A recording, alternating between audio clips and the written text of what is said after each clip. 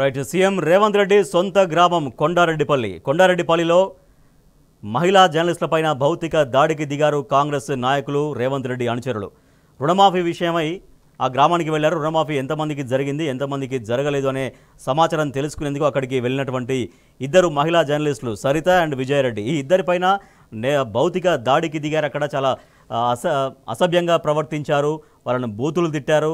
దాంతోపాటుగా వాళ్ళ ఫోను అలాగే కెమెరాలు ఏవైతే మీడియా ప్రాపర్టీస్ ఉంటాయో అవన్నీ కూడా స్వాధీనం చేసుకొని వాళ్ళు ఎంత రిక్వెస్ట్ చేసినా, ఎంత ఫైట్ చేసినా, రిక్వెస్ట్ ఏం కాదు, ఎంత ఫైట్ చేసినా కూడా వాళ్ళ వస్తువులు ఇవ్వకుండా ఇద్దరు మహిళా జర్నలిస్టులని తీవ్రంగా వేధించారు. దీంతో వాళ్ళిద్దరు జర్నలిస్టులు పోలీస్ స్టేషన్కి వెళ్ళి అక్కడ కంప్లైంట్ కూడా ఇచ్చారు. డెఫినెట్గా లీగల్గా ముందుకెళ్తామని వాళ్ళు చెప్తున్నారు. ఆ గ్రామంలోకి మళ్ళీ వెళ్తాం, మళ్ళీ ఖచ్చితంగా ఆ గ్రామ రైతుల ఒపీనియన్ తెలుసుకుంటాం రుణమాఫీకి సంబంధించి అనేది వాళ్ళు చెప్తున్నారు. సో దీని పట్ల బీఆర్ఎస్ వర్కింగ్ ప్రెసిడెంట్ తీవ్రంగా ఆవేదన వ్యక్తం చేశారు, తీవ్రంగా ఖండించారు.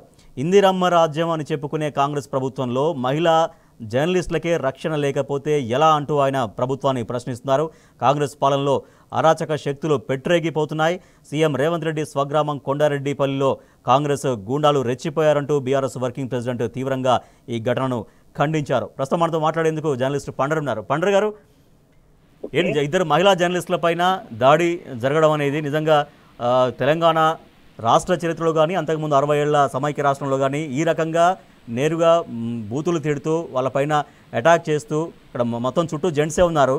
సో అటువంటి వాళ్ళు ఇద్దరు మహిళా జర్నలిస్టుల పైన చేసినటువంటి దాడికి సంబంధించి పూర్తి స్థాయిలో రాజేష్ ఏదైతే ఉందో ఈ మహిళా జర్నలిస్టుల పట్ల వాళ్ళ మీద ఈరోజు ఈ కాంగ్రెస్ గుండాలైతేనేంది, లేకపోతే సీఎం రేవంత్ రెడ్డి సొంత గ్రామ ప్రజలైతేనేంది, అక్కడ ఉన్నటువంటి వాళ్ళ కార్యకర్తలైంది ప్రవర్తించిన విధానం అయితే మాత్రం ఖచ్చితంగా ఖండించాల్సిందే. ఎవరైనా కూడా ప్రజలు అనేటోళ్లకు ఖచ్చితంగా రుణమాఫీ కాలేదని చెప్పేసి ఈ రోజు రైతులంతా కూడా రోడ్ల మీద పడుతున్నారు, ధర్నాలు చేస్తున్నారు, శవయాత్రలు చేస్తున్నారు. ఇవన్నీ జరిగే క్రమంలో నిజంగా అసలు ఎవరికి జరిగింది రుణమాఫీ, ఎవరికి అసలు జరగలేదు అనే విధానం మీద ఒక గ్రౌండ్ రియాలిటీ తెలుసుకోవాలని చెప్పేసి ఈ రోజు నా తోటి జర్నలిస్టులు అందరూ కూడా చాలా మంది ఈ రోజు మైకులు వేసుకొని మేమందరం కూడా తిరుగుతున్నటువంటి పరిస్థితి. చాలా మంది కూడా మాకు రుణమాఫీ కాలేదు, అవ్వట్లేదు అనే సందర్భంలో కూడా చెప్తున్నటువంటి పరిస్థితి. అయితే ఎవరైతే ఉన్నారో ఈ అరాచక పాలన వచ్చిన తర్వాత ఈ 8 నెలల కాలంలోనే ఎన్ని అరాచకాలు చూస్తున్నాం. పోలీసులను అడ్డుపెట్టుకొని లేకపోతే కార్యకర్తలను లేకపోతే జర్నలిస్టులను చూడకుండా, మహిళా జర్నలిస్టులను చూడకుండా ఇష్టానుసారంగా ప్రవర్తించినటువంటి విషయం మనం పలుసార్లు చూస్తూనే ఉన్నాం. కార్యకర్తల మీద దాడులు చూస్తూ ఉన్నాం, కార్యకర్తల మీద ఇక్కడ కొంచెం వేరియస్ కార్యకర్తలను చంపిన రోజులు చూస్తూ ఉన్నాం, కథలతో కొట్టుకుని చూస్తూ ఉన్నాం, ల్యాండ్ ఆర్డర్ అదుపు తప్పిని కూడా చూస్తున్నాం. ఈ నేపథ్యంలో కూడా ఇది మొత్తం ఖచ్చితంగా ఈ రోజు మహిళా సోదరులు ఏదైతే జర్నలిస్టులు ఉన్నారో వాళ్ళ మీద దాడిని మాత్రం ఖచ్చితంగా దీనికైతే నేనంటే ఖచ్చితంగా పోలీస్ వ్యవస్థలో కూడా ఖచ్చితంగా నేను తప్పుపట్టే అవకాశం. ఎందుకంటే ఆడ ఎవరైనా పోతాం రిపోర్టింగ్ అయిన తర్వాత రాజేష్ గారు మీరైనా వెళ్ళొచ్చు, రేపు నేనైనా వెళ్తే ఎవరైనా వెళ్తే ఎవరికి ఇన్ఫార్మ్ చేసి దానికి ఏమో ప్రభుత్వం అఫీషియల్ ప్రోగ్రామ్ కాదు.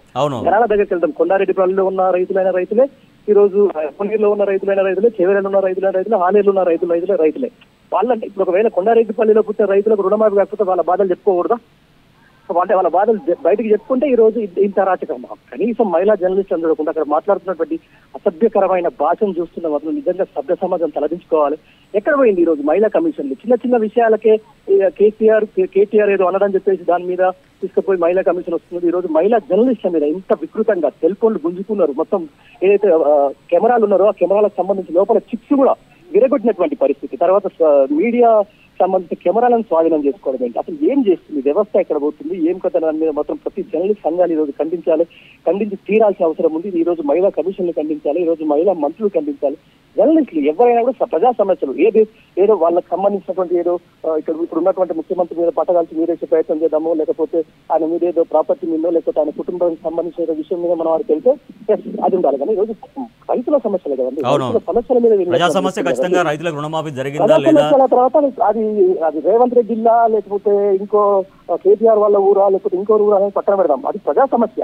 నువ్వు ఆ రోజు ఇదే జర్నలిస్టులు అని ముసుగులేస్తున్న కొంతమంది సోకాల్ జర్నలిస్టులు ఎక్కడెక్కడ కొన్ని ముఖ్యమంత్రులు ఊళ్ళకు పోయిన సందర్భాలు ఉన్నాయి, అక్కడ విపరీతమైనటువంటి ఫేక్ ప్రాపగండా చేసిన సందర్భాలు ఉన్నాయి, అప్పుడున్నటువంటి మంత్రుల ఇళ్ళ మీదికి వెళ్ళిన సందర్భాలు ఉన్నాయి. అప్పుడు కూడా ఎప్పుడన్నా ల్యాండ్ ఆర్డర్స్ ప్రవర్తించినా, ఇప్పుడున్నటువంటి గతంలో ఉన్నటువంటి ప్రభుత్వానికి సంబంధించిన కార్యకర్తలు ప్రవర్తించినా ఏం లేదు. ఇది కేవలం అక్కడ ఉన్నటువంటి ఒక అరాచక పాలనకు నిదర్శనంగా ఈ యొక్క దాడి అయితే నిలుస్తూ ఉంది. నెక్స్ట్ ఏం చేయబోతున్నారు పండుగ గారు? ఎందుకంటే ఇప్పుడు మహిళా జర్నలిస్టుల పైన దాడి అంటే ఇప్పుడు ఏంది జర్నలిస్ట్ సంఘాలుగా లేకపోతే జర్నలిస్ట్ పెద్దలు ఏం చేయబోతున్నారు? ఇద్దరు మహిళా జర్నలిస్టుల పైన ఈ రకంగా బూతులు తిడుతూ భౌతికంగా దాడికి దిగారంటే వాటి నెక్స్ట్ ఏం చేయబోతున్నారు?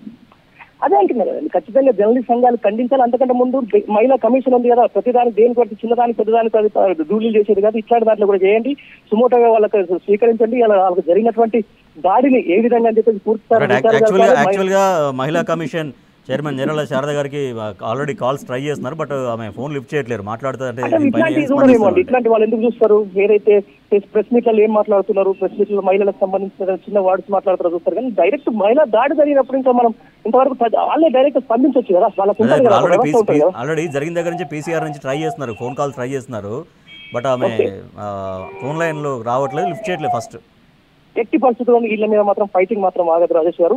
ఏది ఏమైనా కూడా మేము వాళ్ళంతా ఈ రోజు ఉండటం ఖచ్చితంగా మేము ఫైట్ చేస్తాం, జర్నలిస్ట్ సంఘాలకు సంబంధించిన అన్నింటిలో కూడా మేము ఉంటామని చెప్పేసి చెప్తున్నాం. థ్యాంక్ యూ సో మచ్ అండి పండు గారు. సో అది ఇద్దరు మహిళా జర్నలిస్టులు సరిత అండ్ విజయరెడ్డి, ఇద్దరు మహిళా జర్నలిస్టుల పైన సీఎం సొంత గ్రామం కొండారెడ్డిపల్లిలో డైరెక్ట్ అటాక్ జరిగింది. దీనిపైన మహిళా కమిషన్ స్పందించాల్సినటువంటి అవసరం ఉంది. జర్నలిస్ట్ సంఘాలు దాడిని తీవ్రంగా ఖండిస్తూ ఉన్నాయి.